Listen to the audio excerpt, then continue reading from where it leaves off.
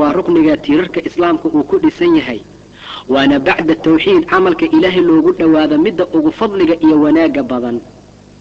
إلهي سبحانه وتعالى وحيابها واجباتك سيدا صونك إيا حجك زكاة إيا وحيابها لمدك نبيك أصغر دولك جوغا إيا لوسو وحيون جري أما صلاة شنطة إيا واجبك مرك نبيك لوسو ديباي إلى سبحانه وتعالى تكريم إيا شرفت أيلاده هيدرتيد كر أيا الله قاضي وإسراها إيا معراجك هبين كاس أيا نبيك لوسو ديباي صلوات الله وسلام عليه إذن صلاة قيمها أيلاده هاي dadka muslimiintana waxaa wax badan la rabaa inay xifdiyaan oo ay ilaaliyaan salaadaha ila subhanahu wa ta'ala uu ku waajib yeelay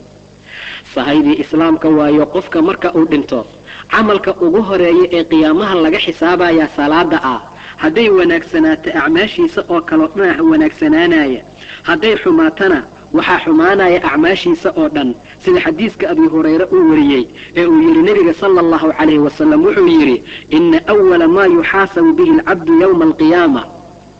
waxa ugu horeeyay ee adoonka laga xisaabo maalinta aakhira min amalihi salaatuhu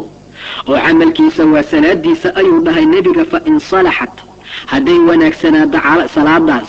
oo habkii loogu talagalay ee u timaado faqad aflaha wa anjah والليباني وانا قولستي والله النبي صلى الله عليه وسلم